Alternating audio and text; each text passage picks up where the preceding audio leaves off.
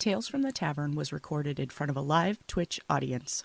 I'm Commander Shepard, and Tales from the Tavern is my favorite stream on Twitch.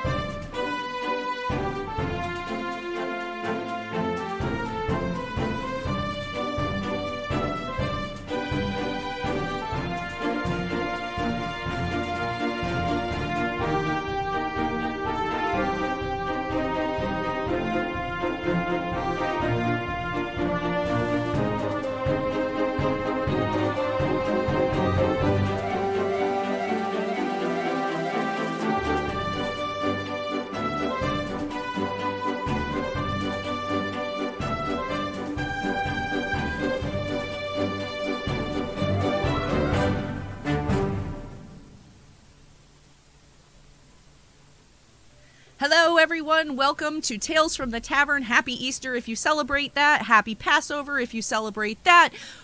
We are here with a great group of guests. Some have been on before, most are new to this stream, and I'm very excited to have everyone here. So what I would like to do is I'm going to go around, I'm going to have everybody introduce themselves, and then I'll tell you a little about who I am and how this stream works if this is your first day here. So we're going to start with Alex. Alex, tell us a little about yourself. Hi, I'm Alex. I'm one of four fine folks that runs Bards Brews over on Twitch and Twitter. You can find me there. You can also find me as Ballsy Bard if you're looking for the more personal aspect of me.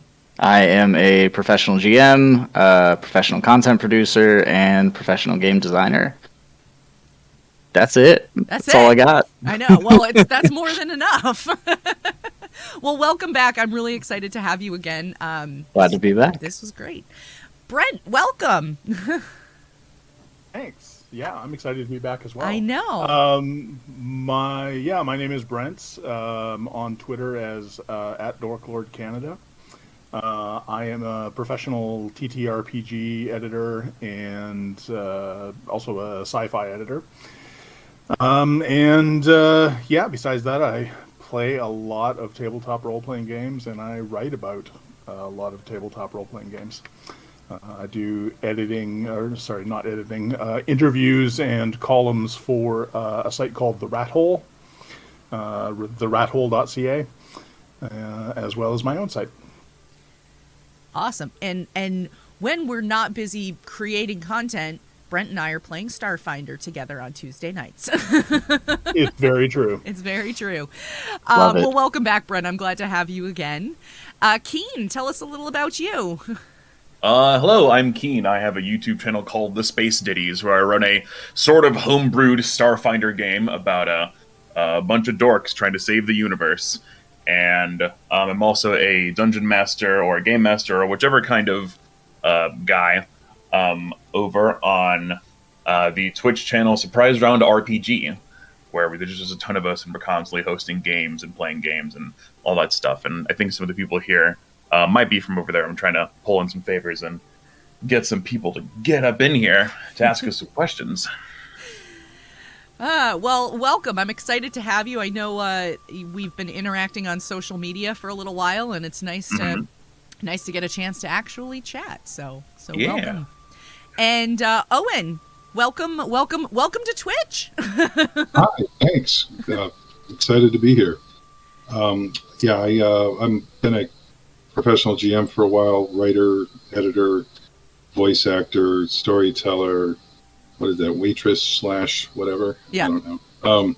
But wear a lot of hats. I can pretty much easiest be found on TikTok, because I have a 16-year-old who thought it was funny to introduce me to TikTok, and at Chanted Evening, and most of my other stuff, the games I'm putting out, you can find on my link tree. So glad to be here. Thank you. Yeah, I'm excited to have you. Owen and I have interacted on TikTok quite a bit, so it was nice to be able to finally connect and have you on.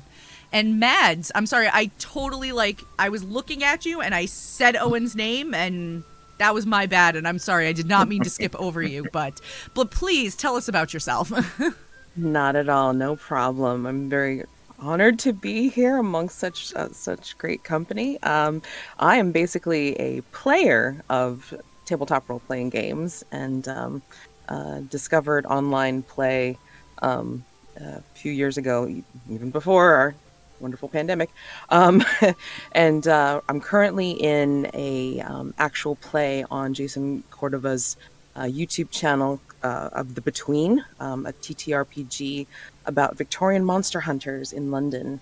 And our particular playlist is called Shadow Society. So if anybody wants to check it out, we're currently on season 2 of our run.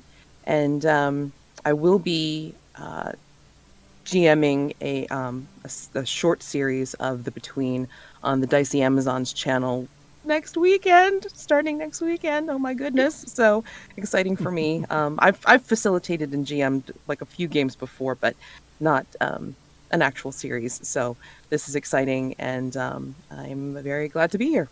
That's awesome. And Victorian monster hunting sounds amazing. Yeah. That was an immediate vibe.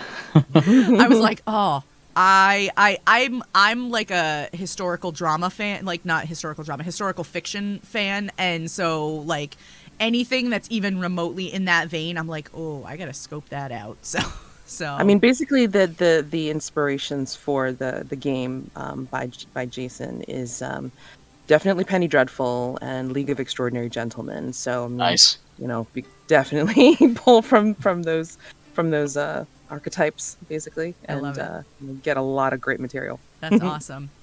Well, welcome everybody. For those of you that are joining us for the first time, I am Gamer Mom Luna. This is Tales from the Tavern. We are the epic TTRPG talk show where chat asks the questions. So what that means is that you are going to ask us all questions tonight. So if you have a question for any or all of our panel, feel free to drop that right into the chat. I have a moderator who will make sure that gets to us so we can discuss your questions. I've already seen we've had a couple come in already, and so we will get to those in just a few minutes. If you've been here for a while and you've racked up some channel points, you can use your channel points to use the Ask My Question Next feature, and that will bump your question up to the next one in the queue. There's 3 of those available every night, so feel free to drop that if you would like to make sure that we get a chance to answer your question. And yeah, so we're going to dive in. I'm going to start off with a question that I like to ask when we have a lot of new people on the stream. So my question that I ask everybody is, when you are playing at a physical table with actual dice, then do your dice have to match? And feel free to just jump in, so. I actually pick out sets of dice before every single playing activity, whatever it is I'm doing, whether I'm GMing or a player. I pick out sets of dice, and they are specific to whatever I'm doing. If I'm a GM, I have specific dice that I use. If I'm a player, I use dice based on that character. And my partner has an even more specific ritual where, like, they roll out each and every single dice and decide that way based on, like, how the dice are performing and whether or not they give those bad juju vibes. So that Highlander, like, pre-stream thing that was happening in our group chat, that's kind of the thing that happens with the dice, huh? Yeah, exactly. It's like, no, not you today. There's only one that needs to be used today. I used to try to have match sets, but I mean, in recent years, just started collecting because I thought, hey, this looks beautiful, or this is kind of cute. But I mean, since the game that I play right now is like about D6s, it's pretty much like, okay, take a bunch of them in the hand, roll, see which ones are actually doing well, and then keep those on the table. Yeah, I used to be much more about having match sets of dice before I ever started organizing, like organized play in stores and things like that. Then I just needed dice that people could use, and I didn't have to feel bad if they sort of walked away with, some of them. So then I started going to like the Chessex booths at Gen Con and stuff like that, and buying like a pitcher of dice, which is exactly what it sounds like. You just dunk a pitcher into a big barrel of dice and pour it into a bag for you. So I've got about 3 of those, and then a container that I just carry around. I'm starting to get back more into, like, I like my pretty dice now. I like dice that I can use for a character. I'll buy a set for a character. Yeah. But, yeah. I'm an inveterate dice goblin. So, and I have a fondness for jewel tones, and as I get older, I have a fondness for jewel tones with easy readability. But since I started game clubs at every school where I taught for 12 years, and we had game clubs, I was buying them by the pound. Chessex is nice enough to sell them by the pound. So there was always the sponsor tax. I'll just take a few. Oh, that's a pretty one. I'll just take you decide which ones you want. But normally now I've got a couple of favorite dice that show up in every game, and most of the rest are guest stars. I have a story about my 34-sided die I'd love to share at some point. Oh, well, now we need to know. Okay, 25 worlds or less. One of my exes, she knew I was a dice goblin, so she got me a 34-sided die because of all those charts out there from 1 to 34, right? Yeah. You know, the D34 I have like system. 20 of them already. Yeah, the D34 system. It's the most common, you know. And it was a conversation starter. Okay, and I taught math for 12 years. So my buddy picks it up and he goes, "Oh, how many sides? 34. Oh, you roll it 3 times, subtract 2, and it's a bell curve from 1 to 100. Yes. So, yeah. What? Yeah, I'm like, okay, once you said it, you know, but if my buddy hadn't said anything, I would still be going, 34-sided dice. That's so funny. That's good. I like that. As far as dice go, I've played online infinitely more than I've played in person. I've only started playing in person in the past year or so, just because it just started to work out that way.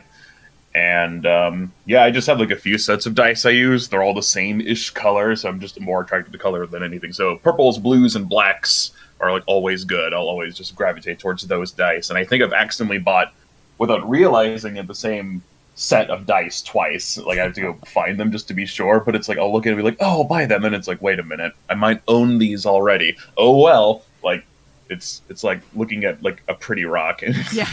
you just gotta take it. Darn. Yeah. I would, for me personally, what I would probably end up doing is giving those away, and then like, oh, now I've got to get another set. Oh darn, that's too bad. Well, now I'm down a set, so I need to replace it. Right, exactly. Yeah. You've made space in your collection for it and everything. I have too many dice. It's starting to get. I know there's no such thing as too many dice, but I got to find a better way to organize them because it's going to get obnoxious after a while. I need a big old dice box or something. I don't know. How do you? We're going to talk about dice boxes. I was just going to it's ask how you all basically- store your dice. So yeah, go ahead.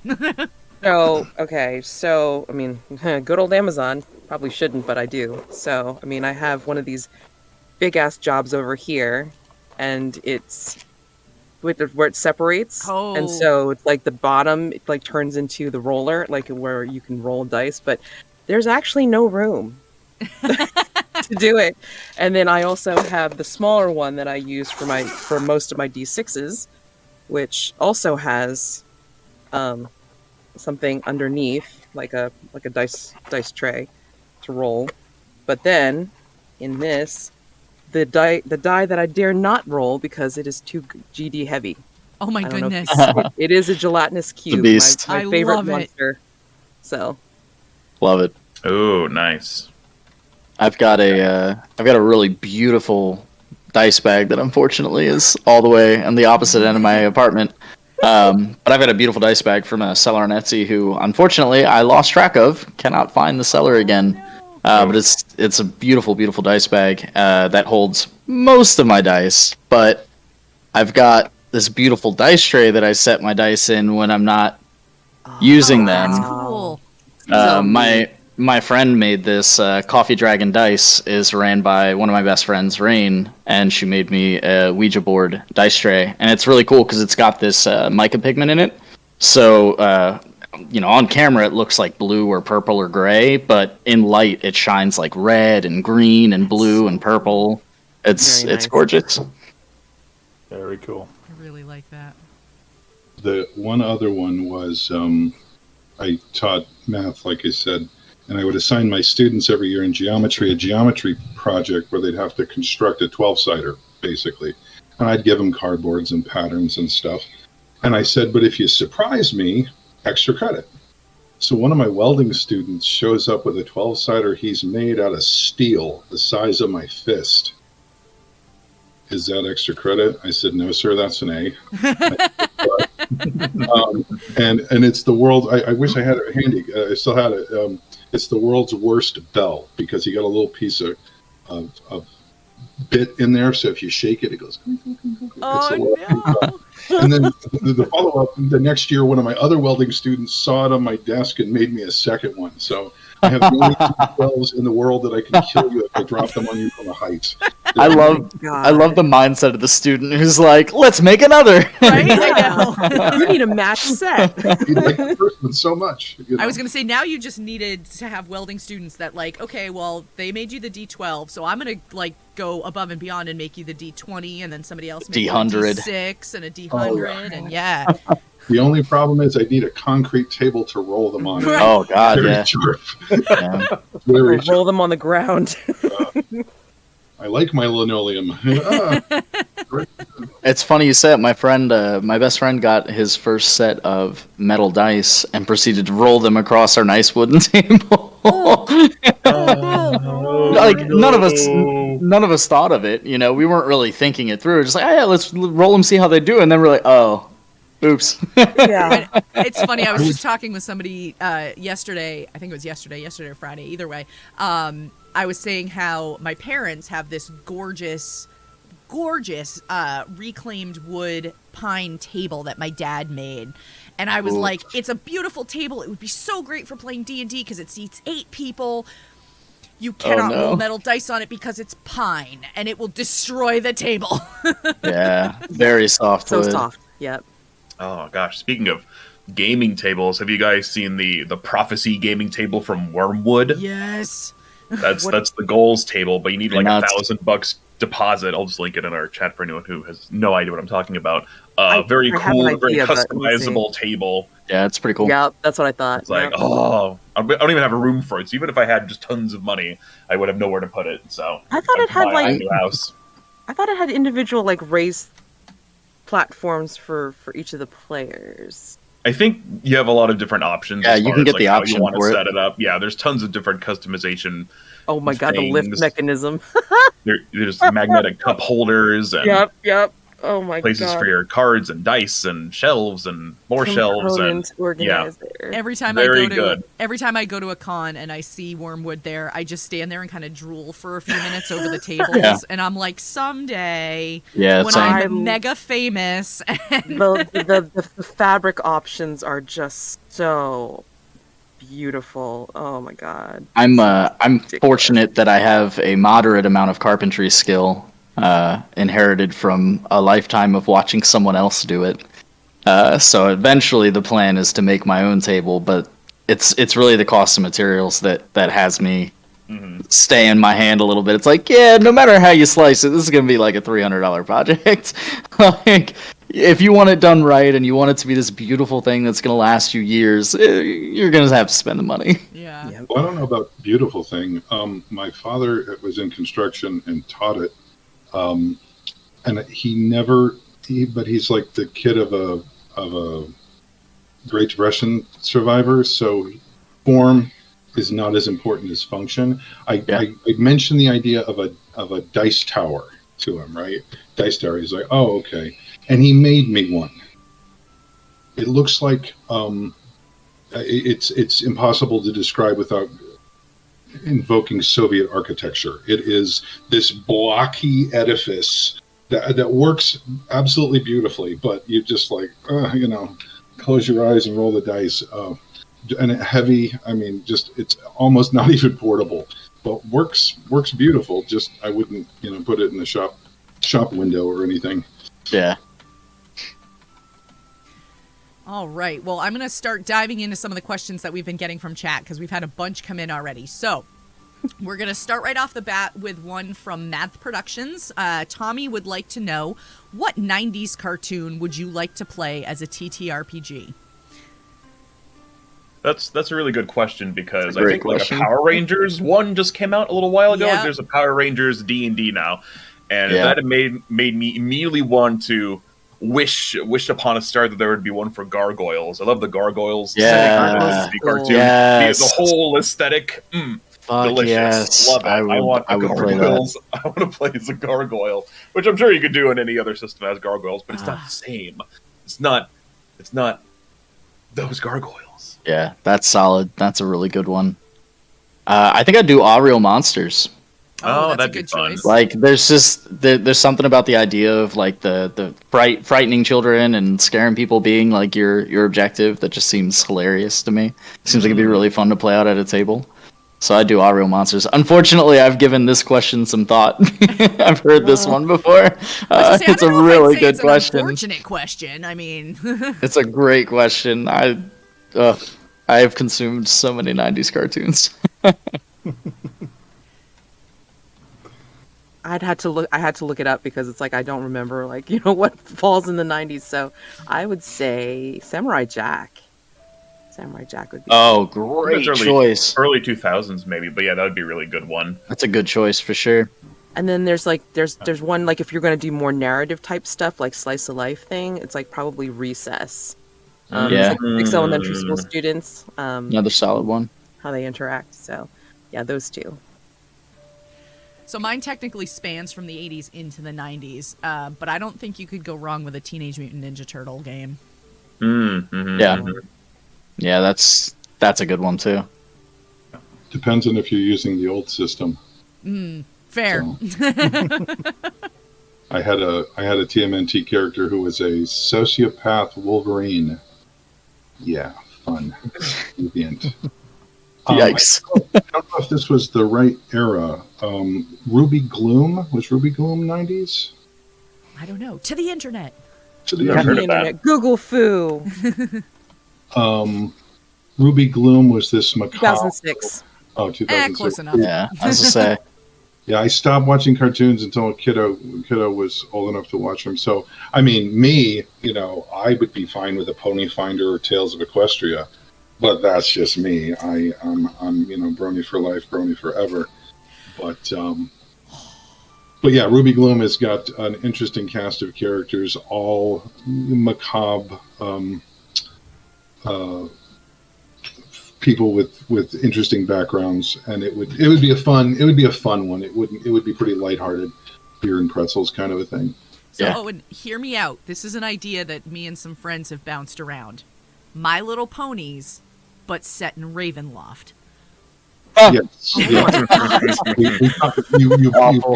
bounced that out. What did we call it? What was it? Straddle, the Curse of Straddle. Oh my god. Straddle, yeah. Curse of Straddle. That was Well, it. it's been fun, guys. I think I it's was gonna time say, for me to it's go. like cartoon characters, man. We're gonna have to shut that down. Shut it down. Oh, God. Amazing. All right. Let's see. Lost my chat. Okay, here we go. So the next question that we have is, let's see. I have a question for anyone that does GMing. When one takes stock and has to halt a game for a period of time to make new content, as you do, what methods do you use to catch up and reintroduce the players to the world and story? I think this is a fantastic question. Like a sort of recap kind of thing? Yeah. Can You have to take a hiatus, That's for a what it sounds while? like if you had to take a little break from playing and then come back to it. Can I start? Go for it. I since I've got the writing bug, every session I would do a when last we met, which was a complete recap of the events. Okay, trying, reminding everybody of the little private jokes that we threw in. And then I was running a 4-year campaign of Middle Earth roleplay, and we all had to take a break for 6 or 8 months. And so I had to come back with chapter, line, and verse of it. A friend of mine just sent me, he said, "Do you remember this?" And he sent me the email that I had sent out that was 20 paragraphs of everything that they were. And I was like, "Oh man, I remember that." So if you got, obviously time constraints, but I like when all my parties are like, "Oh, when last we met. All right, now we're here and ready to go." Yeah, I think I haven't had too many instances personally of needing to like force a break or needing to take some time for me to get caught up. But I have had a few games that have gone on brief hiatuses due to life or work or what have you. And my favorite way to get players caught back up is rather than me prepare something, though I always have like a brief little synopsis ready, I like to ask my players, "Tell me what you did. Tell me what you remember. Tell me what from last session stuck out to you." Because that accomplishes two things. One, it gets everyone up to speed, presumably, as long as someone took notes anyway.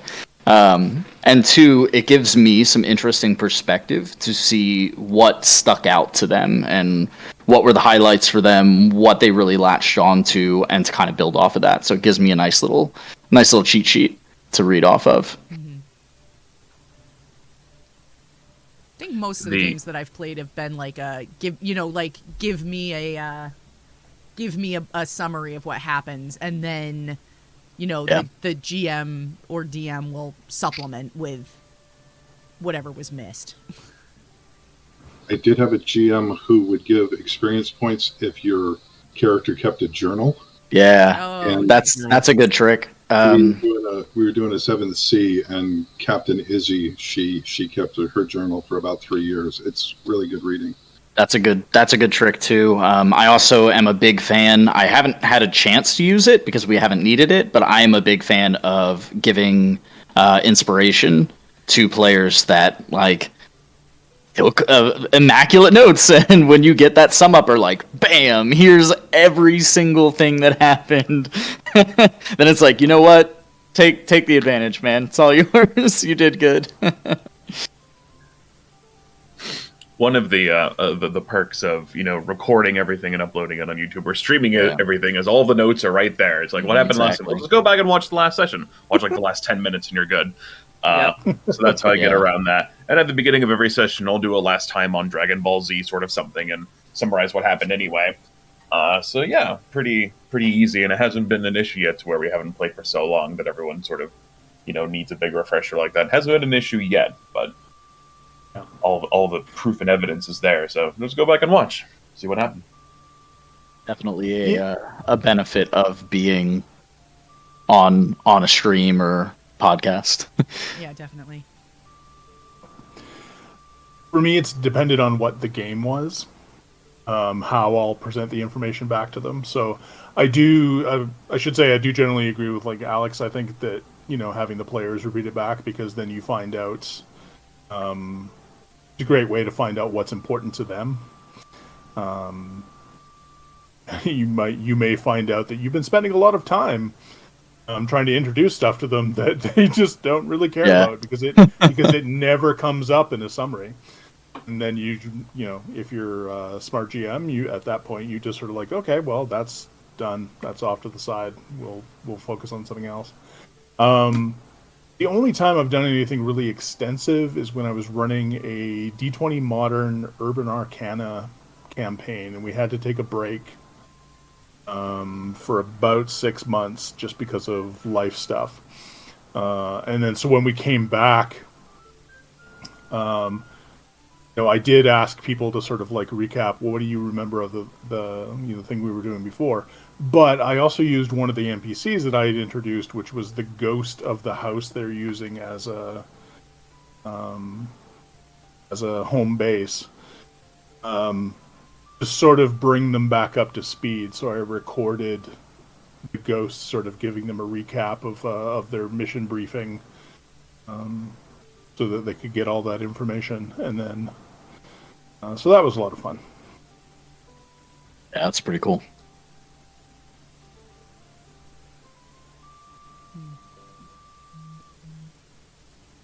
All right. Let's see. Next question is, we're going to go back to dice for a second. Bat Duck would like to know if you torture your dice at all. Torture my What does dice. that even mean? No, they're so pretty. Bat Duck is a big fan of the idea of dice jails and that sort of thing. So I have some friends who do the dice jail thing, but it's like, no, if I'm rolling with like a set of dice from the start of the game, like I'm sticking with it to the end. It's like, Yeah. come on, dice. Come on, I'm not giving up on you, dice. Yeah, I don't really attribute a whole lot of luck to my specific dice. I more attribute it to myself. It's like if I'm having bad rolls, changing the dice isn't probably gonna fix that. It's just a bad night, you know. Yeah. So I don't really punish my dice too much. That being said, I do have like 2 sets of dice that I know if I need to roll well consistently, if I pull them out, it's going to be a good night. I pretty much refuse to use them while I'm GMing because it feels too much like cheating. The D20 has... I can almost count on one hand the number of times that it's rolled below a 12.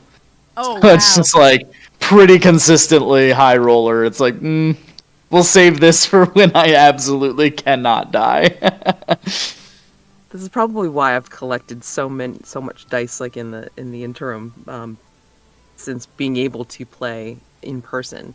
When I did play in person with our Pathfinder / D&D group, I always had the worst dice rolls. So, my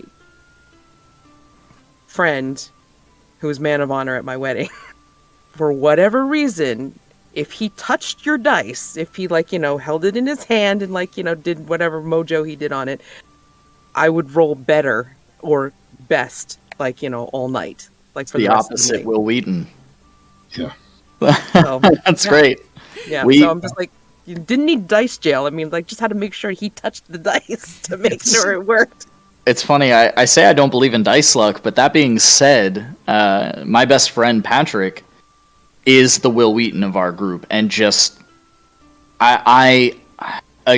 contrary to my dice, I can count on one hand the number of times Patrick has rolled a natural 20 in years of gaming together. It's painful. It's so painful to watch this poor man roll his dice out and just like, would love to see anything above a 10. We had a buddy like that, Eric. Eric was one of the 5 smartest people I've ever met, hands down. And brilliant strategist, brilliant tactician, came up with amazing characters. Always the dice hated. That's cruel. Hated. As long as he wasn't rolling dice, things were great. Yeah, that's so cruel. To have the good ideas and just not be able to implement them. And I mean, anything. Board games, card games. We were playing one of the Lord of the Rings card games, and he just and of course he was the one who figured out my 34 set of dice. So statistics and probability were his thing. But I think the weirdest one. We were playing, again, math teacher. We were playing PBTA, and one of my players failed 17 rolls in a row on 2d6. Holy heck. Oh my gosh. With a bonus. And you only have to get 7. That defies logic. Oh my god. Well, every action is its own event. But after 3, I was like, how many is she going to fail in a row? Do we have a second to tell the story? Yeah, absolutely. Okay. They were sneaking. It was my game, Splintered Moon, which is post-apocalyptic fantasy. So elves, dwarves, orcs, raiders, mutants, clockpunk robots, fall of magic. No wizards, no clerics. Very, very little magic. Anyway, they were sneaking into a raider encampment, and I was playing PBTA, Powered by the Apocalypse. That's the system, and it's all fail forward. So if you fail a roll, it's not just it stops, but something interesting happens. So she was a thief, a little halfling, mutant halfling, and she's sneaking into the raider encampment, and she fails. And I'm like, what could the guards be doing? They're having sex. What? Yeah, the guards are having like raucous sex, and they stop what they're doing and look at you. What do? She's like, is this a private party? Can anybody join? Are you doing anything Oh, no. other than getting naked and jumping in bed with them? No, I'm doing that. I'm like, okay, I'll be back. All right, gaming. All right, we come back. She's, I'm gonna pull a knife. I'm like, oh yeah, you got a knife. Oh, you're a thief. I'm covered in knives. Okay, great. Pull a knife. Fail. Oh, you like it like that, huh? Oh God. I'll be back. All right. Gaming, come back. She's like, she's got dentition. She's got great, like, take chunks out of steel teeth. She's like, I'll bite the guy. I'm like, okay, fail. No. No. 17 in a row. Okay, now, my God. There's only so much interesting that can happen. And we're laughing, and we're, she's like, "Are you okay?" And but again, in PBTA, if you fail, you get experience. Yeah. And so by the end of the scenario, the raiders were defeated. She was unconscious. She woke up, but she had 17 experience points in a game where you level up at 7 plus your current level. So she was not unhappy, and I took her aside afterwards. I was like, "This was a little." She's like, "I'm telling everybody about this. This is amazing." So it's the epitome of just because it's a bad idea doesn't mean it won't make a great story. Right. Yeah. So, but just Oh my God, Good that's times. hilarious. It was hilarious. it was funny. Is that like the definition of failing forward? Yes. Oh man. I'm trying to think.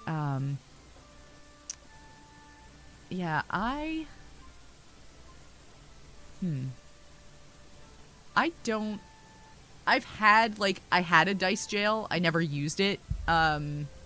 I'm the type of person that, like, if I have one die in the set that's acting up, I just swap out the whole set. And I'm like, that's it. You're going in timeout for a little while. Yeah. And, call in the replacements. And No, I'm the type of person, I believe in my dice. you can It's do just it, like, dice. Come on. We're in this together, buddy. Come on. I think as a GM too, like honestly, I kind of prefer rolling low. Like, I'm cool with rolling low. So if my dice are doing poorly, I'm just like, that's fine. Like this is kind of the ideal situation. I had one game early in my GMing career where the opposite happened, where it was like they picked a fight they weren't ready for, and I was like, it's fine. Like, this enemy will get one hit in, and they'll be like, oh, we need to go because it'll do so much damage. Yeah, that one hit was the crit and did twice the PC's HP in one hit, and I was like, well, we're gonna fudge that a little bit and just change those numbers a tiny bit because I'm not killing you today.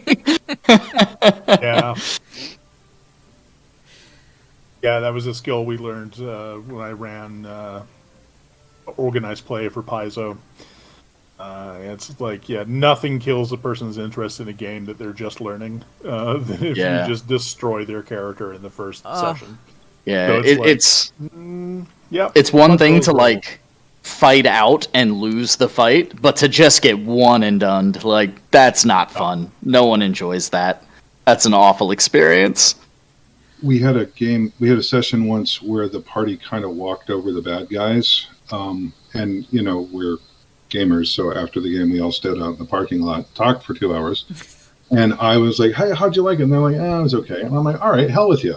So I decided to throw the kitchen sink at them, and the next hordes of undead, and they're fighting for their lives, and the only conscious member of the group threw everybody else over their horses and took them back to town. They were just beat. And that's amazing.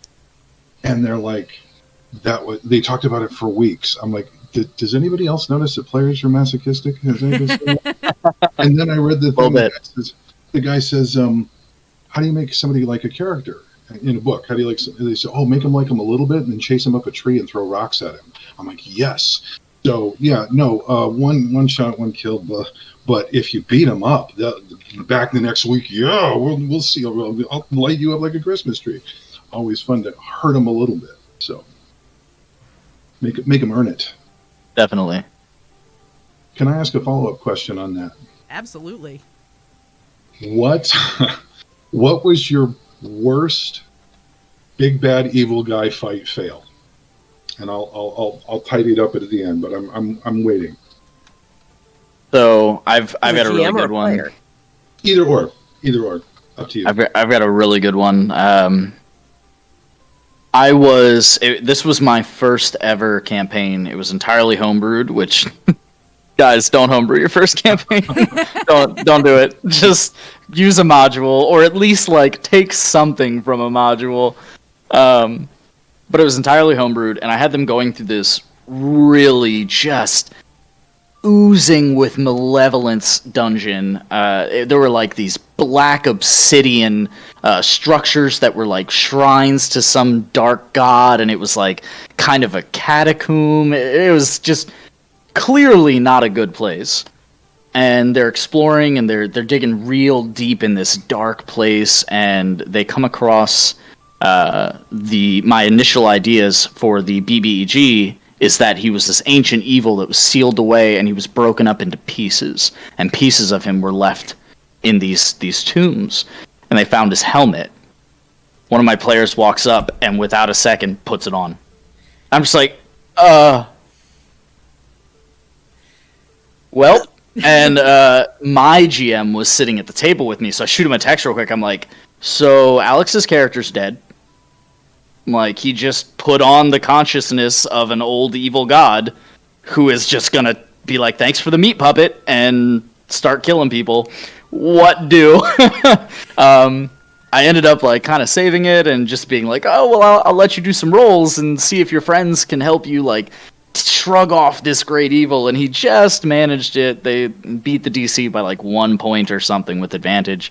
But it really sucked me. I was like, there was nothing about this place to suggest to you that putting on the dark evil helmet would be a good idea.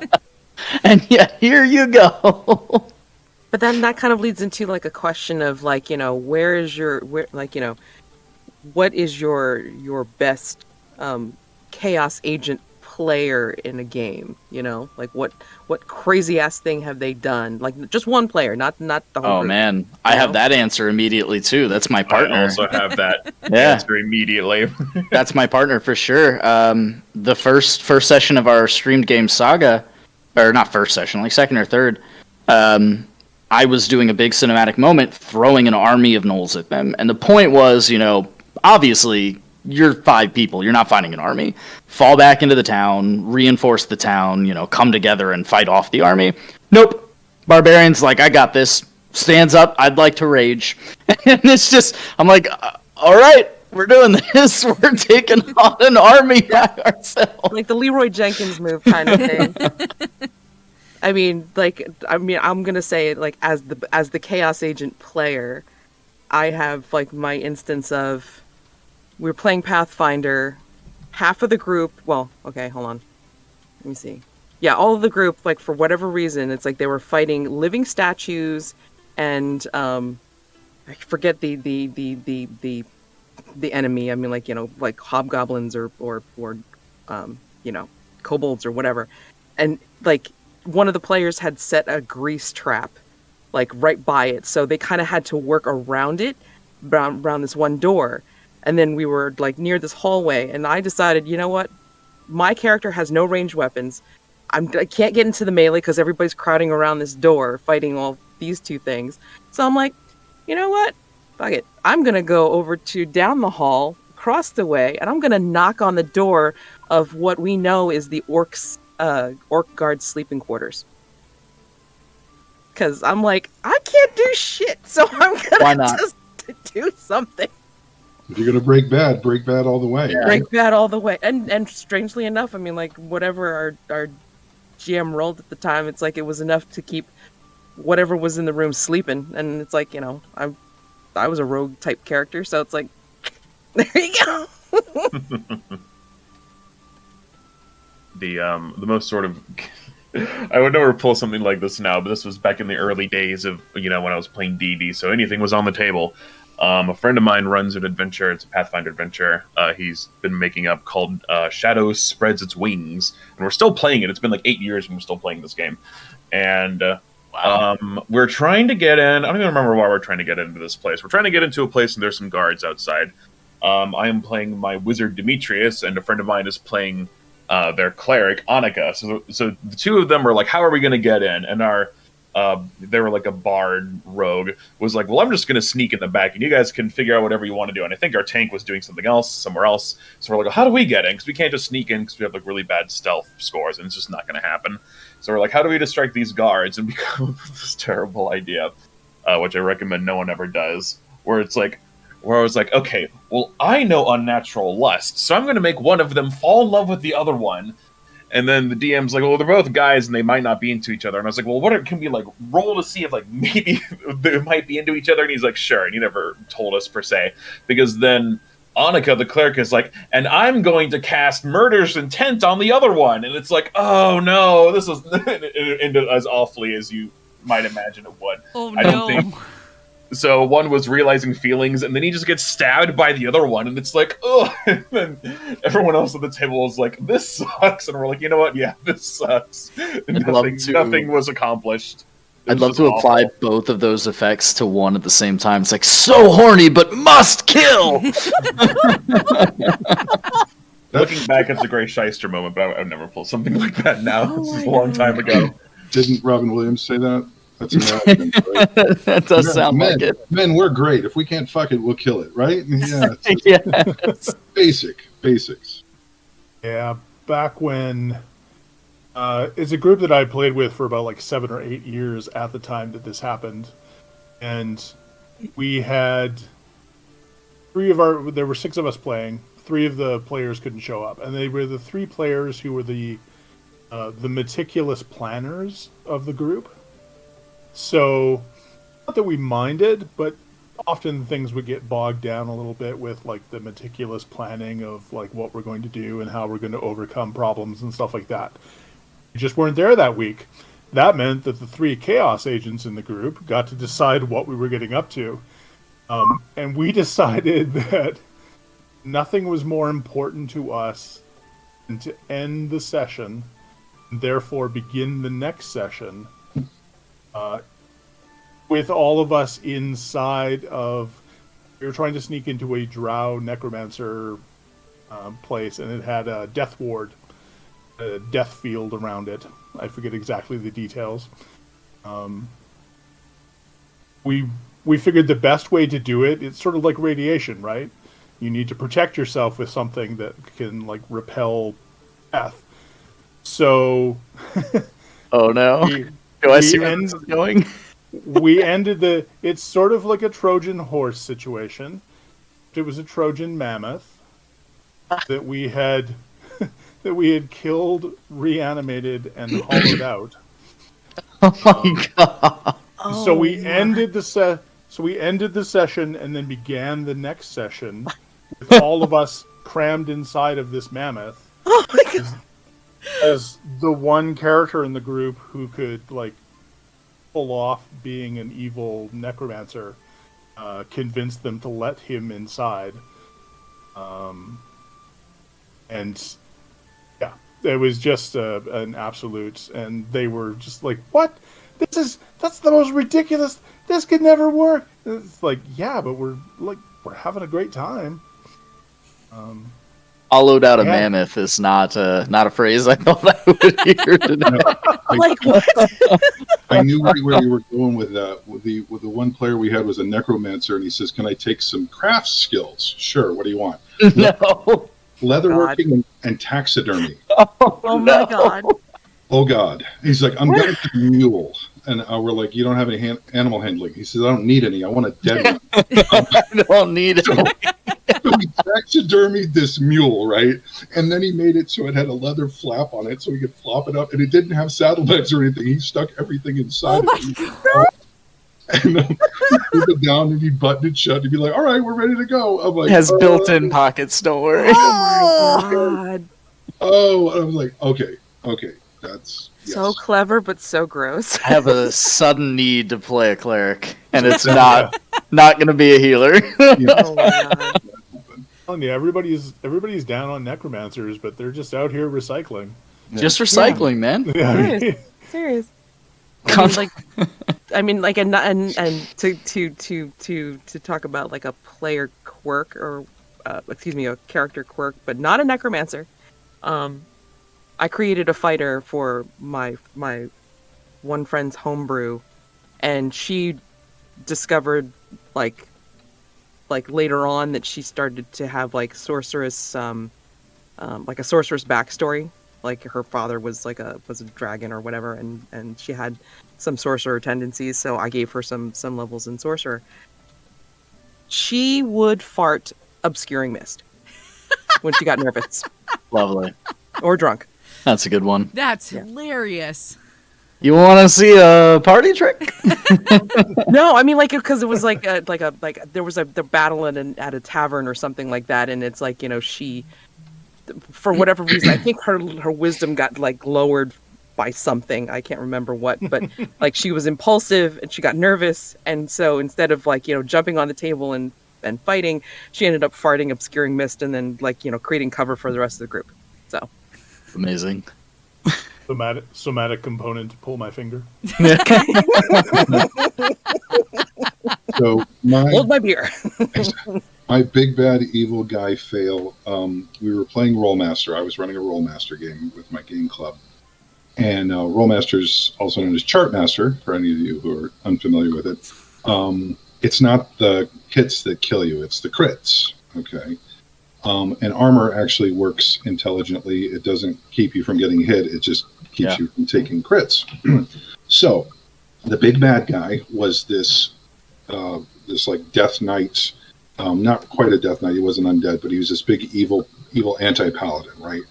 Full Gothic plate with shield, with magic, and he had evil god on his side. And so my one player, high dex character, he had a rapier. I remember. And he open-ended high on his initiative roll twice. So he was going to go faster than anybody else. Okay. And on his first attack, and this was the big fight, and he's got the scrying pool, and he's gauged all of the PC's weaknesses, and this is going to be a bloodbath. Okay. Everyone's going to get hurt. Somebody's going to die. First attack, first round. He scores just high enough to get an A-level critical, A through E. And A is like the wussiest critical. Turns around and rolls a natural 100 on the A crit. In through the jugular, through the carotid, and out. Not even the first round of combat, the first hit of the first round of combat. Big bad evil guy is dead. And I'm like, well, I could probably figure out another 2 hours worth of activity today, but we'll see. And when you were talking about the chaos player, that's usually me, unfortunately. Nice. Or fortunately. But everything I ever needed to know about trusting my players happened the first time I ran my first game for my GM, D&D. And of course, he wanted to play a perfectly typical character. He was an elven ranger who wore soft leather armor and a fedora and carried a hand crossbow and a whip and would only answer to the name Jones. Oh, God. So we know where this is going to go. And they get captured by hobgoblins, and he's like, you better not mess with me, man. I'm Jones. And all hobgoblins are like, oh, we're going to eat you. Everybody says they're Jones. And he says, yeah, but can everybody do this? I said, do what? He said, you see that pine cone? I was unaware that we were in a deciduous or coniferous forest. Sure. Yeah, pine cone. Yeah. He whips out the whip. He says, I'm going to whip out the whip, nail the pine cone, and have it coiled in at my hip. I'm like, roll. Natural 20. So the pine cone explodes. The hobgoblins give their little golf clap, and they're like, oh, okay. So the hobgoblins went from being, generic cannon fodder to these reoccurring NPCs that would always show up right after they'd messed something up. Oh, Jones, hide. What? Hide. Dragon flies overhead. What did you do? Nothing. What did you do? Okay, and so they'd have to go off and deal with the angry dragon. But yeah, see that pine cone? That was a game-changing moment for me in history. Love that kind of stuff. Absolutely. Yeah.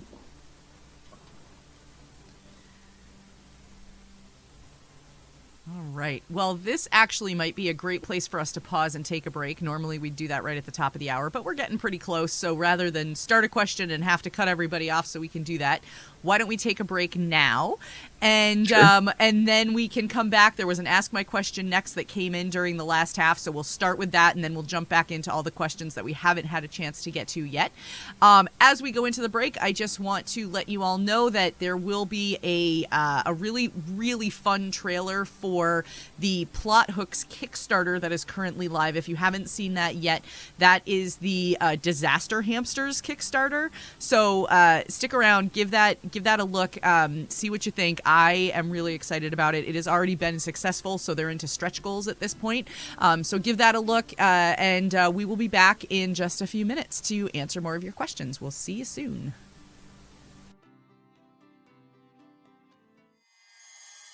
In a world where heroes stand tall,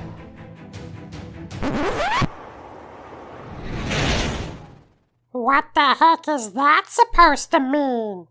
oh, sorry. Play as adorable hamsters in Disaster Hamsters 2, an epic TTRPG book designed for 5th edition. It's more fun than you can stuff your cheeks with. The book has 3 parts. Ta-da! Everything you'll need to play as a hamster in 5th edition. Ta-da! A whole sanctuary full of adorable sentient animals for your hamsters to explore.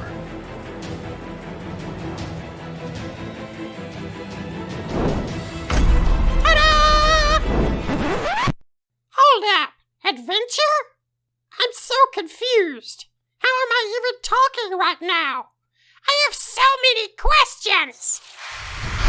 The nefarious scientist Jerry Hilliot has perfected the process of creating sentient hamsters. Now, for a final test, he's dropped his experiments into the sanctuary to see how they fare. Not only must they survive, but they must also defeat the tyrannical kitty Snuggles to escape to freedom. This is awesome! We need your support for Disaster Hamsters 2 to happen. We'd love to have you on the team.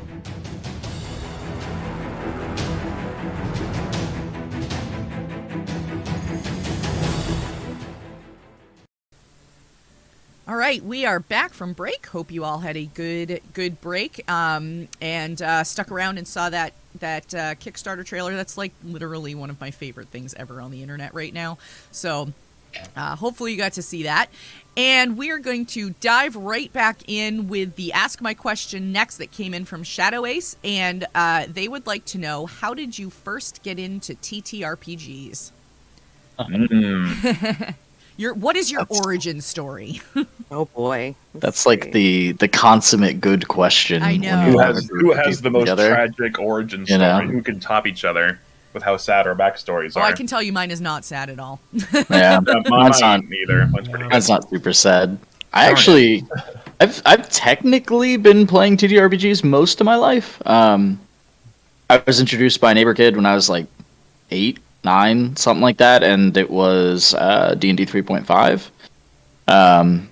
3.5, 3.0. Don't remember. I think it was 3.5. That just makes me feel old. Sorry. But I was introduced and I was really, really into it. I was way too young and the rules were not explained well to me, so I did not know what I was doing, but I was really into it, really liked it, and just was unable to facilitate getting a better knowledge of it, so I pretty much stepped away from it.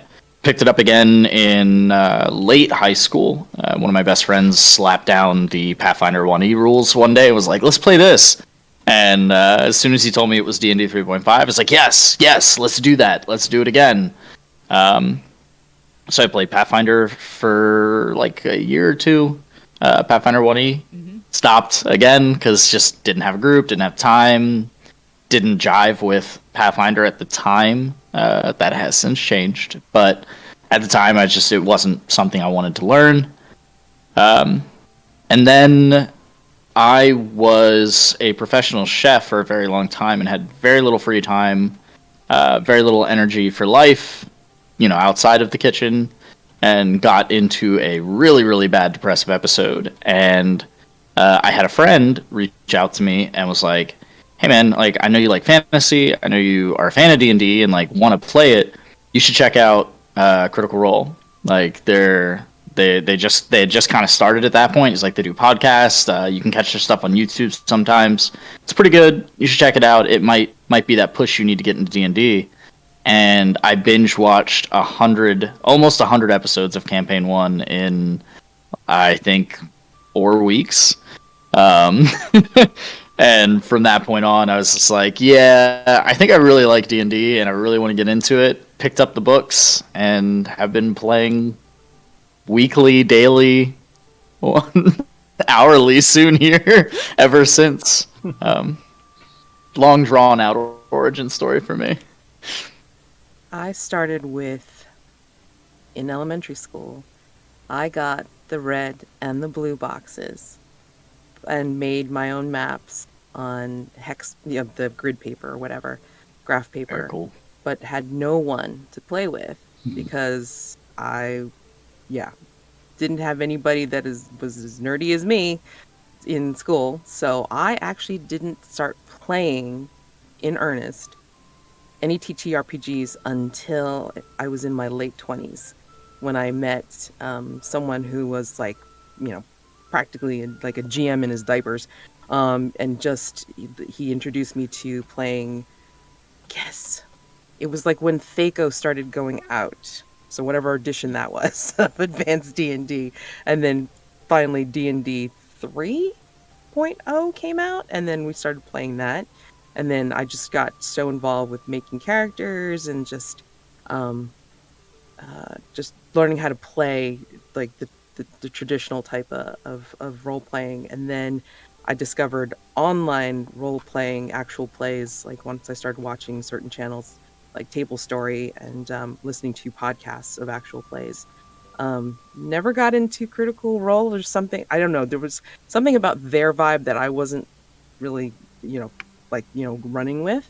But once I started like watching more actual plays where they were making a lot of narrative choices and like really getting into characters and the story, that's when I started to understand, oh, there's more than just D&D. So I got introduced to, PBTA games and like, some indie narrative games. And then just like last year, I found the Gauntlet channel, which again, Jason is the designer for The Between, and I was able to get in on the actual play, and I've been, playing that ever since and loving the capacity for being able to have a really good cinematic experience of like, being able to narrate and only reveal your backstory when the mechanics of the game allow you to. So this way it's drawn out and, you're still trying to deal with the stuff externally for your character, but then you also have your past that you're dealing with.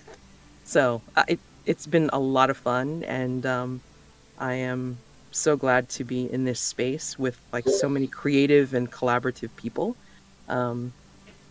That's my story. It took a while to get here, but I mean, I was like, yeah, found them. Yay. Yeah, it took me a while to find my people, too. I didn't start playing TTRPGs until I was 26. So, it took me a while. Sounds about right. And the reason I said, Alex, that it made me feel old is because I was 26 and also playing 3.5. Yeah. Yeah, no, I'm unfortunately only 30, so I suspect that a lot of my past with D&D stories will bring up those emotions. Unfortunately. Oh, you youngin'. Yeah, 30 gang. Woo! Yeah. We're 30. Yeah, I was raised on 3.0, 3.5, and 4.0, so that's what I'm used to. For me, yeah, I started on 3.5 back in the early college days. We would play, and I think a couple of those games just ended up with everyone dying, or like they just stopped. We did a little bit of the Star Wars 3.5. It was just like 3.5, but Star Wars, and that game ended it's basically my fault, but also not, because I didn't know how the rules worked, and the GM refused to explain. To be brief, the way that ended is we were trying to make our escape on our ship, and some, TIE fighters are coming in, and I was like, wait a minute, can I just ram through them? We have, our ship's way bigger. And these are just little TIE fighters. And the DM's like, yeah. And I'm like, cool, how do I do that? And he's like, oh, you just roll these dice. And I'm like, great. And I do it. And he's like, oh, yeah, by the way, you're also going to take a bunch of damage. And I was like, oh, well, hold on. I wouldn't have done it if you told me that before. Can I say I'm not doing that instead? And he's like, no, it happens anyway. So, our ship takes a ton of damage, and then, 2 of us die. And, the other 3 are just barely surviving. And, the game just ended there. We never got around to fixing it. It's like, dude, I wouldn't have done it if you explain the rules. So stopped playing for a long time.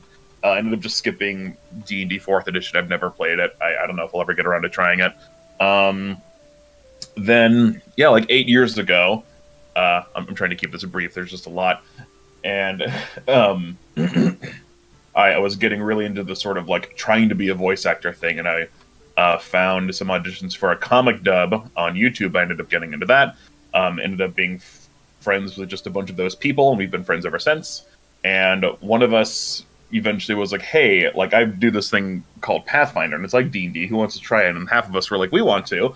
And so that game started, and that's the game that I'm still in, that's been running for 8 years. And then other people started running their games, and everyone has their own kind of games they're running. And then we started streaming them on Twitch, and yeah, here we are, just still doing the same old thing. So, do you want to do rock, paper, scissors for the oldest game? Or should I just jump in? Here's one that nobody's heard of. Anybody remember the Science Fiction Book Club? 6 books for $1. I picked up one called Fantasy Wargaming, The Highest of All, by Bruce Galloway. I know that game, unfortunately for you. I strongly suggest every GM I have ever met buy this game and read. It is completely unplayable. I mean, just a doghouse. It's a catastrophe.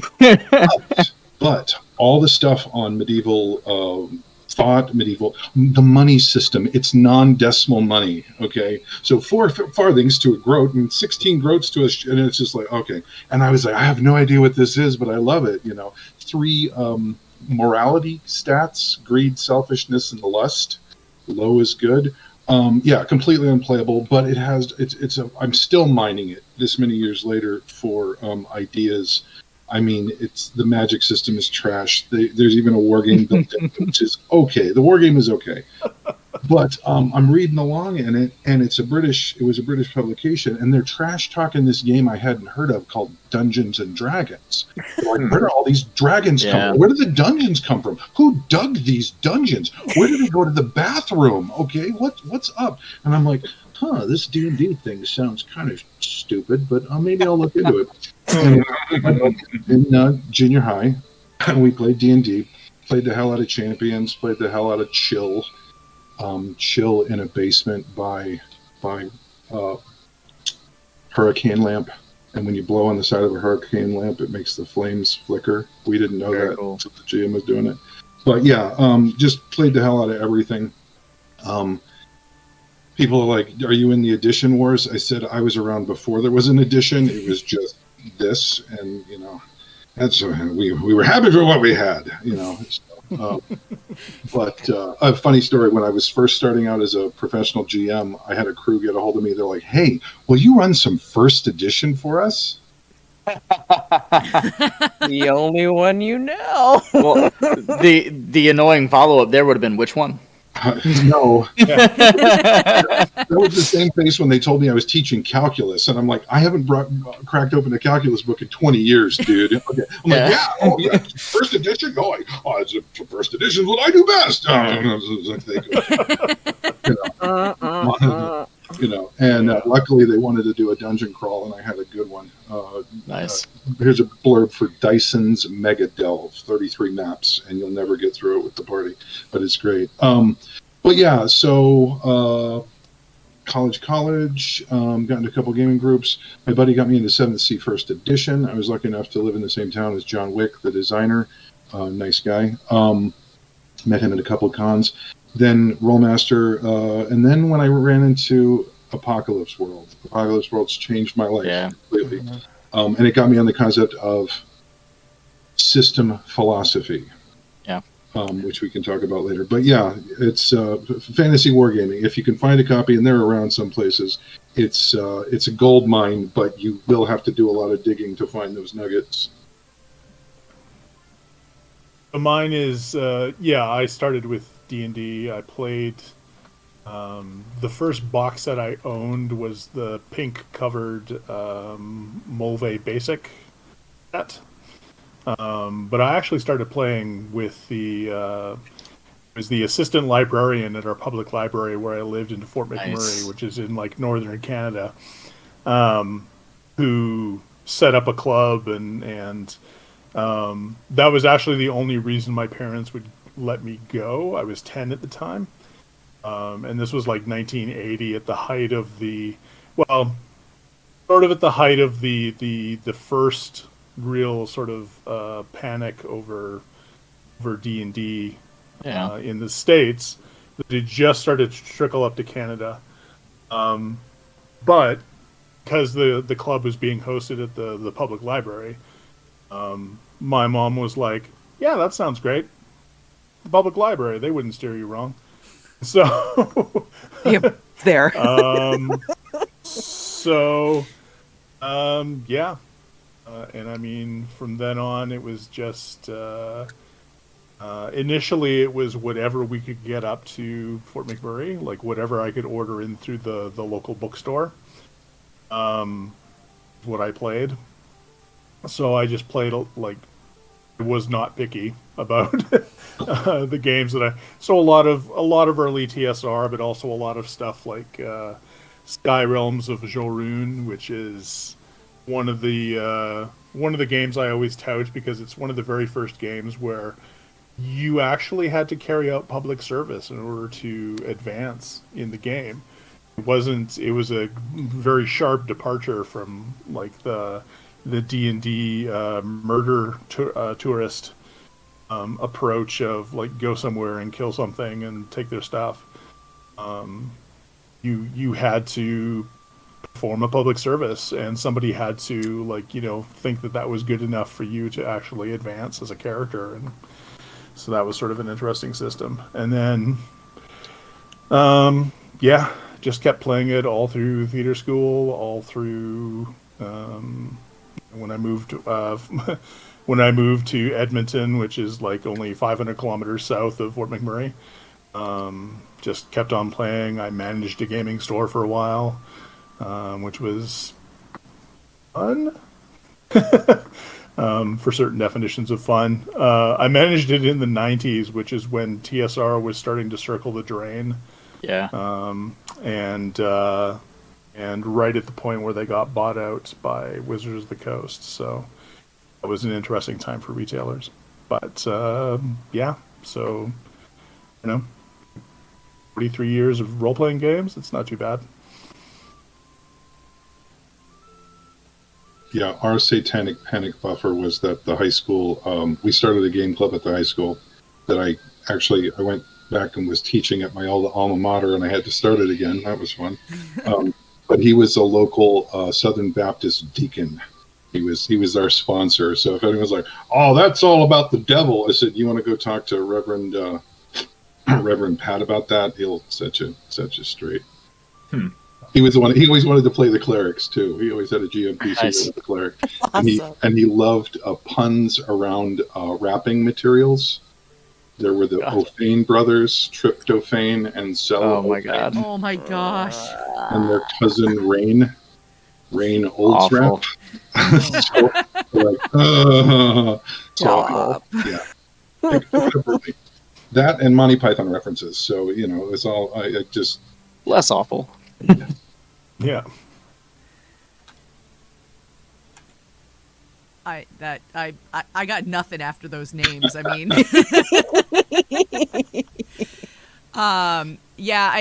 the regulars in my chat have heard me tell this story before, but I started TTRPGs, like I said, when I was about 26 with 3.5. played 3.5 all the way, skipped 4, and went straight to D&D next, and then moved into 5th edition.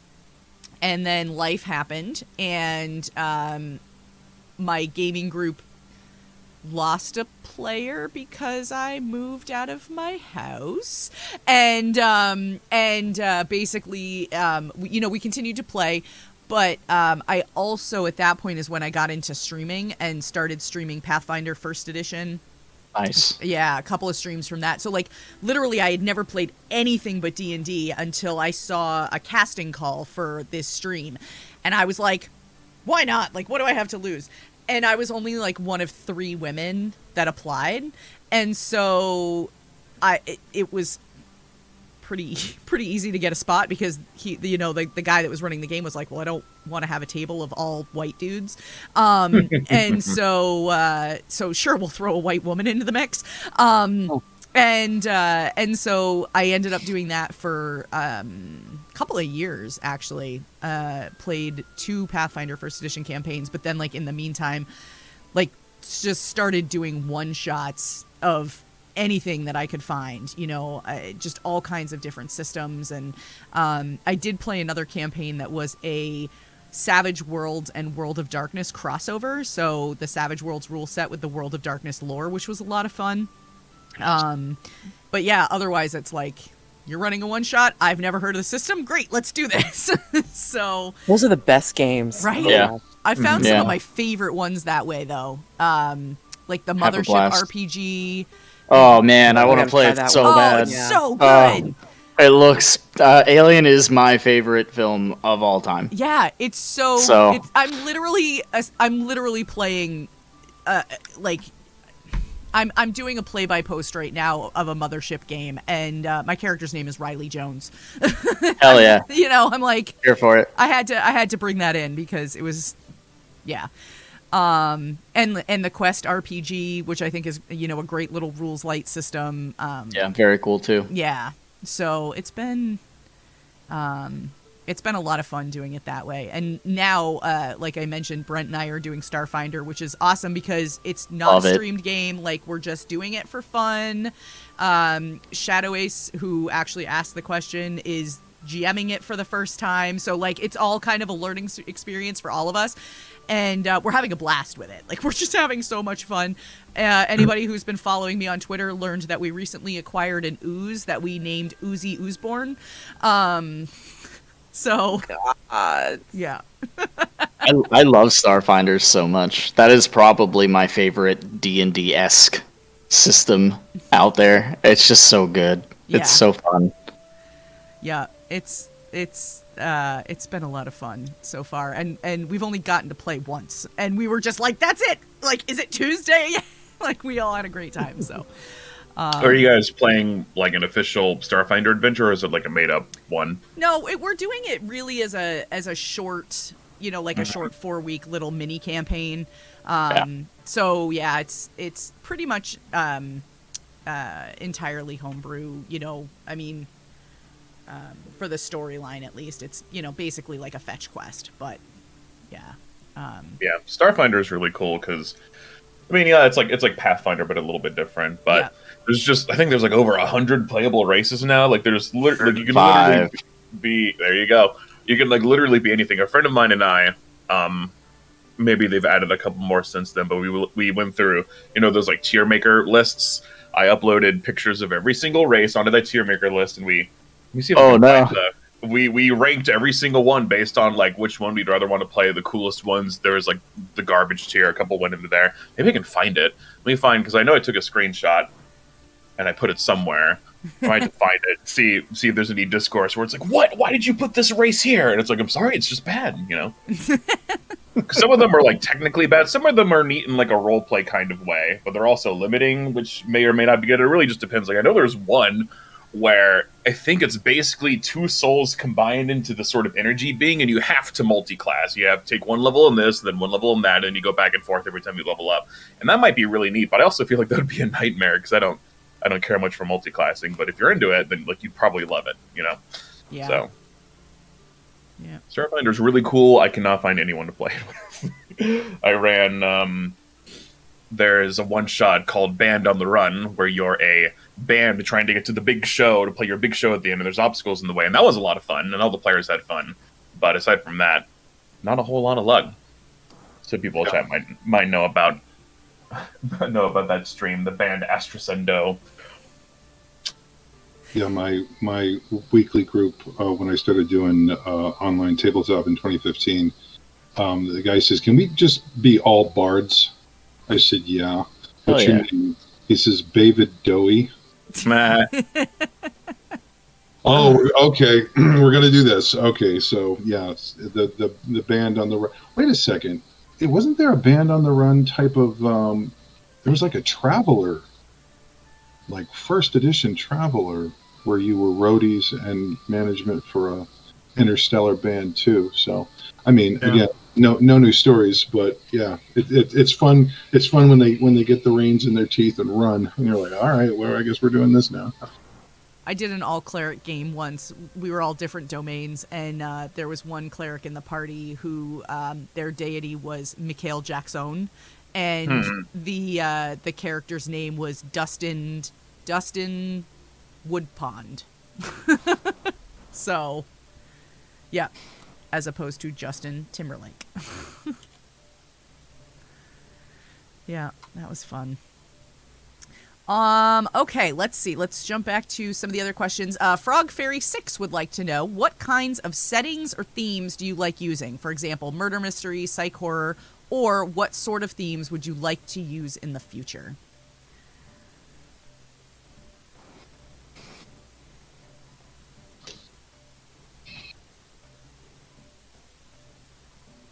I like mysteries. The Between has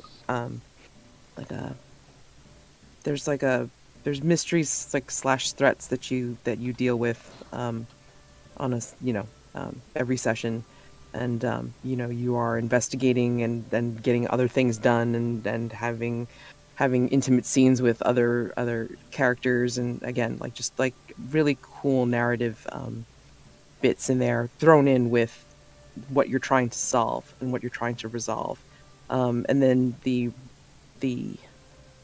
related other game that Jason Cordova has made is Brindlewood Bay, which is essentially Murder, She Wrote, crossed with Golden Girls. So, same type of thing. And then, just being able to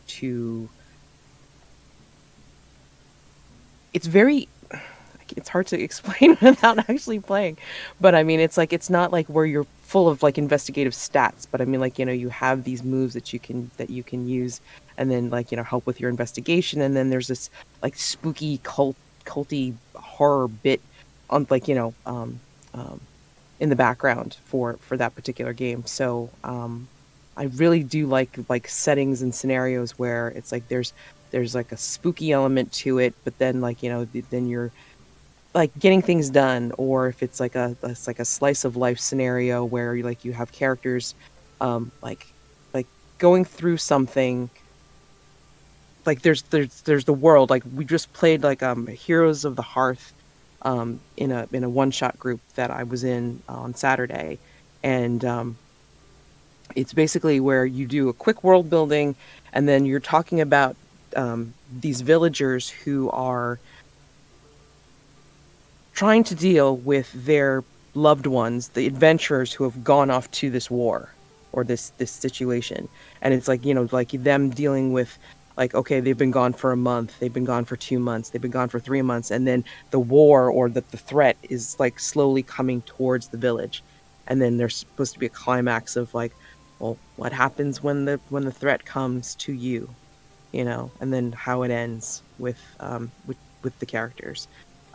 So, again, I'm really into not just overall threats or minor threats to the characters, but being able to have the characters tell their story within the scene, the situation they find themselves in, and it's not just about if I run a module or something like that for a group, it's about how are you guys relating to each other with this stuff that you're dealing with at this point, You know, I'm very much into character, and it's like I really appreciate it when people, even in traditional games or whatever, you know, narrative-based games, to be able to bring that out in some way. You know, not just like, you know, oh, your character died. I hate that. When it first happened to me and my GM just said, "Oh, your character's dead." There was no nothing. There was like no sense of grief or like, you know, like going out as a hero or like how tragic or anything like that. Your character's dead. And I'm like, that is devastating. I don't care who the hell you are. I mean, like, you know, you've invested in this person that you're playing, and like you're just gonna like drop it and just say, "Nope, you're done." It's like, make a new character. No, bullshit. So, I mean, again, appreciating scenarios where it's like, you know, everybody's involved in play. Everybody is invested in, like, you know, who they're playing. And, I mean, really genre. I mean, you know, so long as everybody's having a good time, I mean, that's the important part. Interesting you should mention it.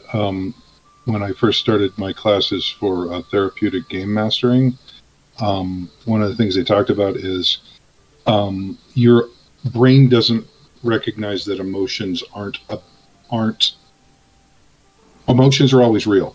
Okay, so if the character on the TV show dies and you cry, your brain does not know that's a character, dude. It's just no. The emotion is real. So the interactions that you're having, even though you know this is not real, this is a game. You can have some catharsis, you can have some emotional reality with that, and grieving a dead character. Oh my gosh, that. I mean, it's grief. It's real. It's a thing. We had a guest GM for we had a weekly 2-hour session. We had a guest GM who ran Fall of Magic. I don't know if anyone's familiar with it. It's a storytelling game. You don't have any stats. It's just the group is making up the game, and the material is just a map with prompts. They ask about what themes you want to explore. I've written a dozen short stories and half of 2 novels. And I love it when somebody reads a short story of mine and they're like, "Oh, well, your story is obviously about the plight of the Native American." Oh, is it? Yeah, sure, I guess. And so when we got through Fall of Magic, because it's about whatever you want, I realized that my game was dealing with second chances and dealing with loss, because in the game I had to I was escorting my mentor to the place of magic where he was going to go back to the magic, and it was this oh my, I mean, I'm saying goodbye to my father figure, you know, and of course my dad's sick in the hospital right now. He's probably going to be fine, but it's just like, and then the other guy over here, I said, I'm Knight of Stormguard. He says, well, I'm the fugitive of Stormguard. So the rest of the game was me giving him a second chance and saying, you know, I got a lot of second chances that I didn't deserve, so I'm going to make sure that you have that opportunity too. But we didn't know at the beginning what this was about, what the theme was. It just kind of emerging gameplay, you know, gameplay. But if my thing, I like the mysteries, and I like the dark. I like some grimdark. I would love to get some people to play Winter Blades with me. That's Musket era fantasy, undead, fighting a rearguard action with a military unit. And maybe you'll make it and maybe you won't. It's episodic. But I've got a lot of love for the setting for Dark Heresy. Warhammer 40k, you're low-level members of the Inquisition fighting off all the real bad guys and being real bad guys while doing it. One of my issues with, you were talking about mysteries. The rule sets for most games are terrible for mystery. So I had to steal liberally from Gumshoe. Basically, good things. The players all automatically find all the clues, but if they roll well on something pertinent, they get more and better information. They get connections. It's like, oh, you find the matchbook. Oh, what'd you roll? Oh, I rolled Streetwise 27. Oh, this matchbook is for it's a nice place, but it's got kind of a seedy like underworld. Oh, okay, cool. Because in many systems, if you fail one search roll, the game stops dead. But my big theme that I keep coming back to over and over and over is the nature of heroism. And what is it? If the PCs are heroes, what does that mean? What are they doing? What do they do when they fail? What do they do when they really fail? And how do they keep getting up and fighting the good fight? Or do they? So it's some. I mean, it can be fairly deep, but it can also be pretty lighthearted depending on what you're going for. But the one I've been playing a little bit recently is called Dialect. It's a tabletop game. Some of you are nodding your heads. It's the game of language and how it dies, and it's very bittersweet and melancholy because you as a group playing it, you decide whether or not you go for the happier ending or the sadder ending.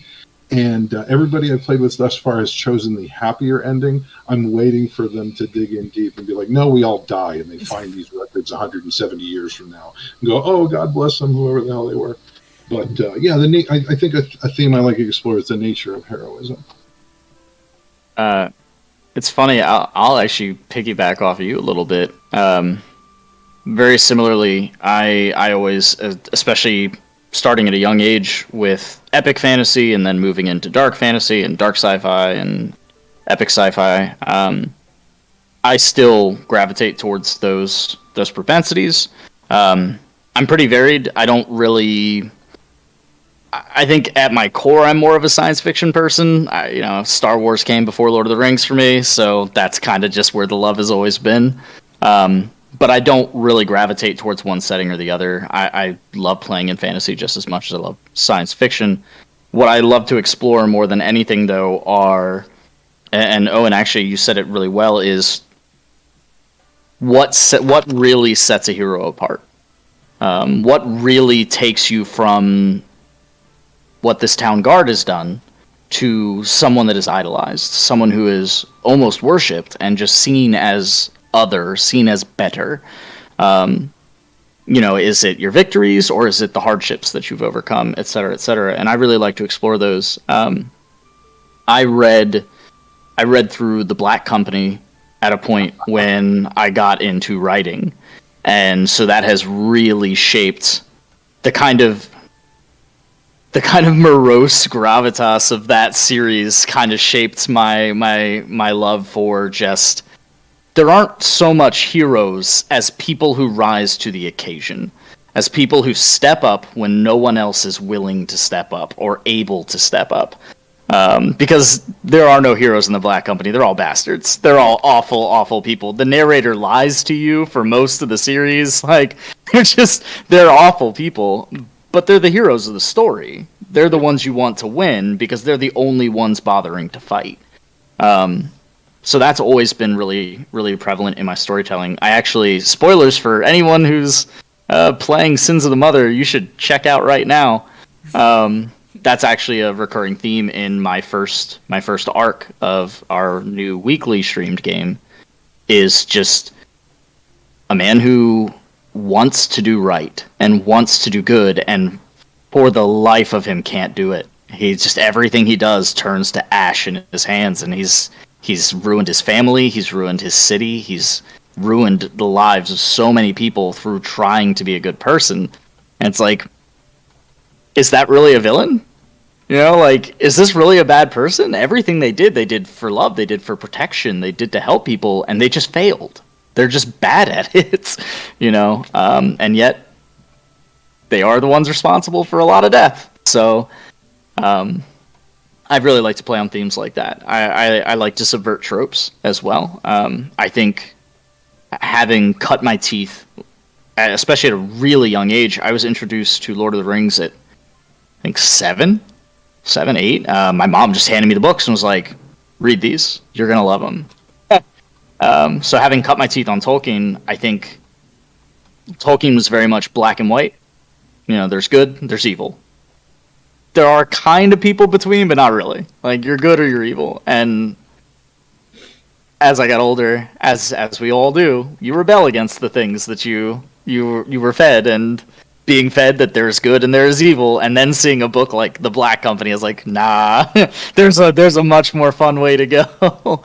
So yeah, I am big into subverting tropes, and I'm big into exploration of how people overcome hardship and how people rise to occasions to become heroes. Don't really like assumed heroes. I think that's probably why 4E never latched on for me. Is I don't really like assumed heroes. No one should go into adventuring thinking they're going to be a hero. You go in because you want the money. It pays well. Yeah. That's it. That's why you're an adventurer. You know, it pays really well. Like, and then you become a hero because you're in the right place, right time. 25 words or less. Black Company has one of the scariest characters I've ever encountered, and that's Raven. Limper?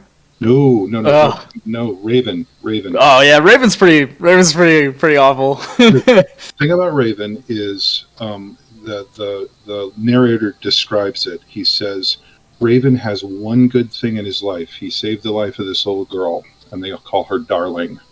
And you don't even look at Darling, okay? Because he will straight up murder you. Yeah. Okay, but he poured all of his goodness into Darling, and he's like the best stepdaddy in the world, but he will do literally anything. He has no limits, no cap. I mean, and this is people, you know, they're dealing with like sorcerers who enslave, you know, hundreds of nations, and Raven is scarier than all of them because he doesn't have a filter on what you know. There's no limit on what he would do to keep this little girl safe, and so it's a really interesting take on the whole misguided good. I love the concept of the misguided good. Yes, Thanos takes it to 11, but it's like, but he's trying to do a good thing. He's trying to take care. You just failed. But he has tortured an entire village to death to get him.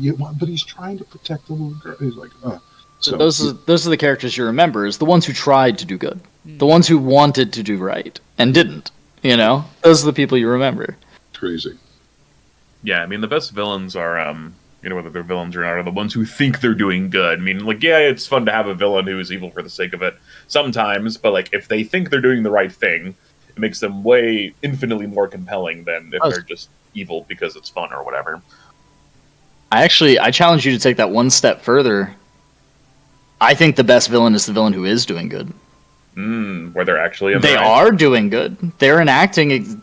Thanos is a very blunt example of it, where objectively, what he is trying to accomplish is a good thing, but he's not doing it in a good way, and it involves like mass genocide, which is awful. But like, he's just trying to balance things out. The balance aspect, good thing.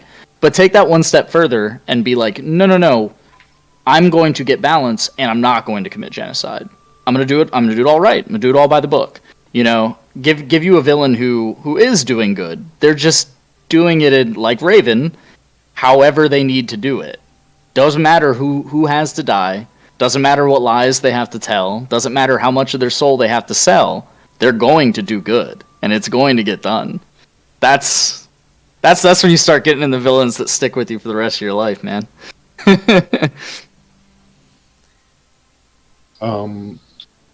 I'm trying to think of an example.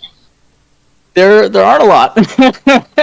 It's not done too often. It's tough to bring, especially in the way we consume media, books in particular, books and comic books. It's really, really hard to get an audience to get behind a villain who is actually doing what he said he's going to do, and is actually doing good things and making good things happen. There's a really good book called Soon I Will Be Invincible, which is it's a novel told from the point of view of a supervillain, and very, very well written. But he doesn't make any bones about the fact that he's evil. Yeah. You know, he's doing things. But then again, you get into discussion. See, I don't like heresy. I don't like alignment. I don't use it because it doesn't make any sense to me. I'm with you on that. Because when you're doing, hey, let's do the Crusades. You got a Saracen knight and a Christian knight. Which one's lawful good? Aren't they both lawful good? So I go with motivations, because the lawful paladin who's upholding the law is going to be different from the good paladin who is protecting the innocent, is going to be different from the justice paladin who is bringing the wrongdoers to justice. Yeah. All very, very different motivations, and then if you can tie some experience into that. Yeah, the one that I bumped into, the paladin, the bad guy was like, "You're not going to do that. You can't do that. You'd fall. You can't hurt me. You can't." And the paladin takes off his helmet and he says, "You're right. If I do what has to be done to destroy you, I'll destroy myself. But you have to ask yourself, would I think it was worth it? Yeah, I'll blacken my soul. I'll never get to heaven. My God will cast me out. I'll be nothing. My friends will, my family will never talk to me again. But if I have to do that to destroy you, ask yourself.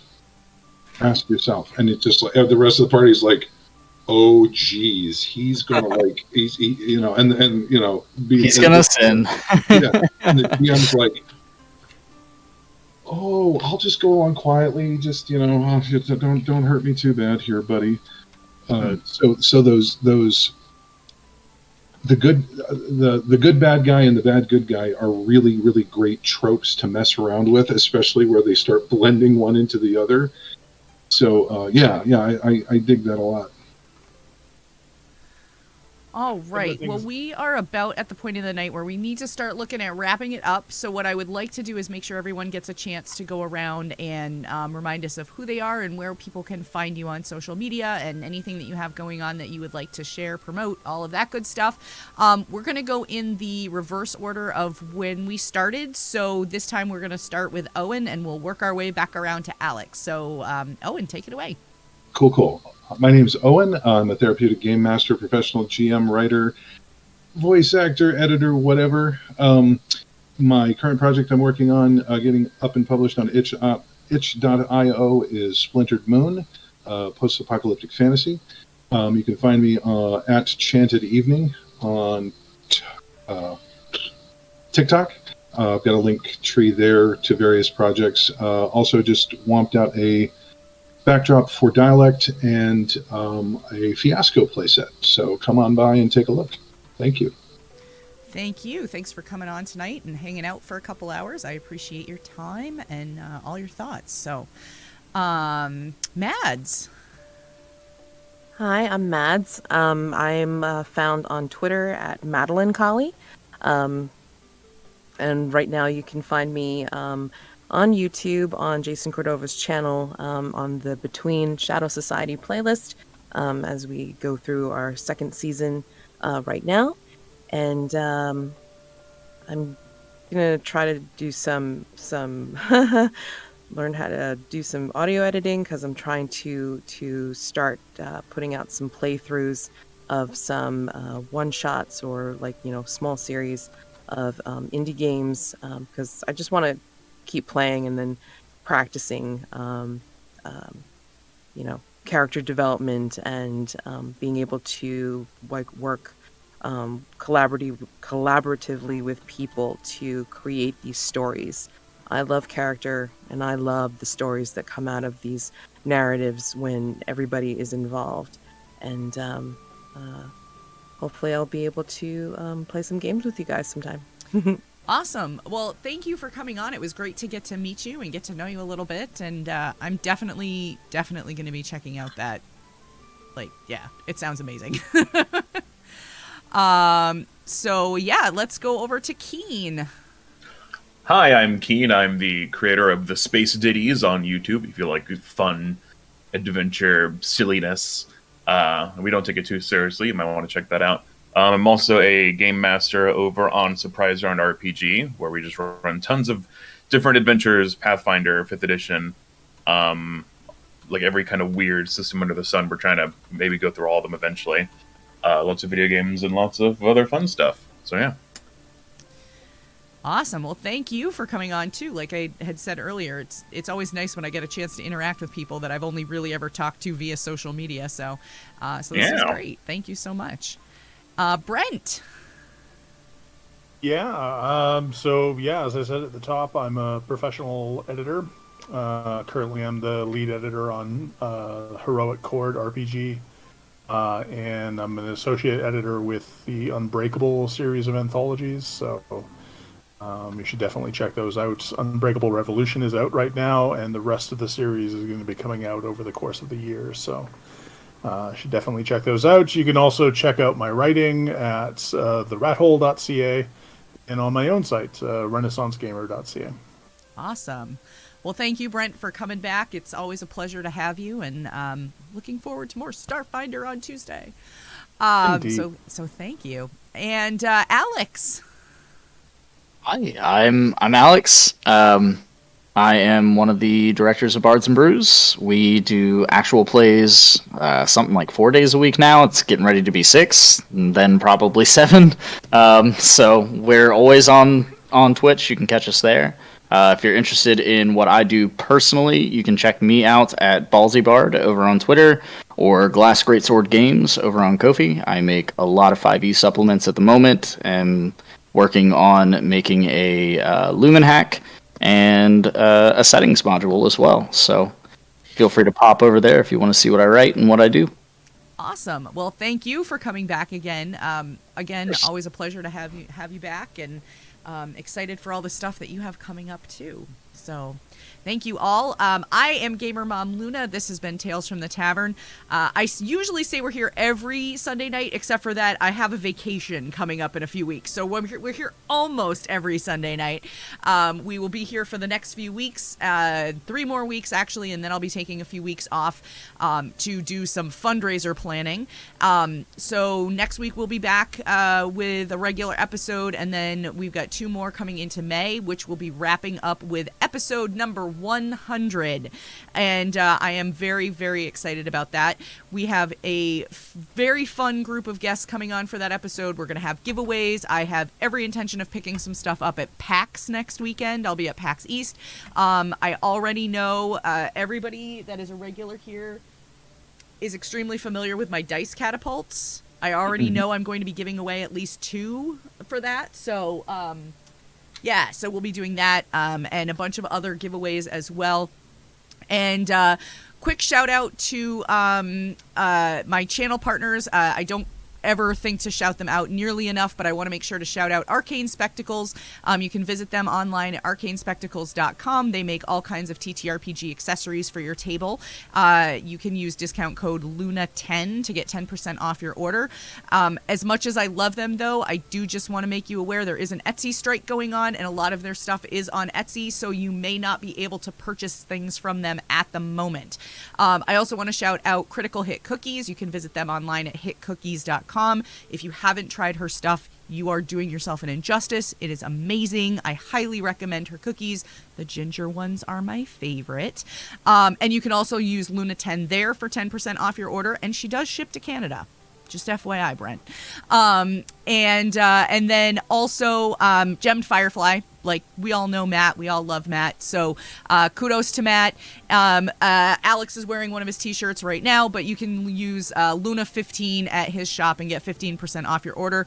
I think we're giving away a gift card on the 100th episode, so check that out. And we're going to go drop a raid. So we're going to go over and we're going to visit Q Times. They're playing some TTRPGs over there. And this is a new channel for us. So let's go over there and show them some love. I hope you all have a wonderful evening, and we will see you all next Sunday night. Have a great evening, everybody.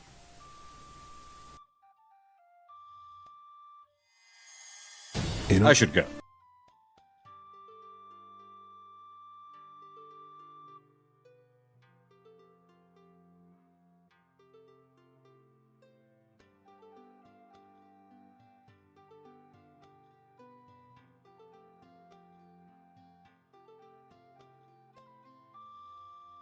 Thanks for tuning in for another episode of Tales from the Tavern. You can catch this podcast recorded live every Sunday night at 8 p.m. Eastern, 5 p.m. Pacific at twitch.tv/GamerMomLuna. All of our questions come directly from chat, so we never really know what to expect when we go live. If you ever have a question or would like to add something to the conversation, feel free to reach out on Twitter at GamerMomLuna and use the hashtag TFTT. You may just get to hear it answered. Thanks so much. I should go.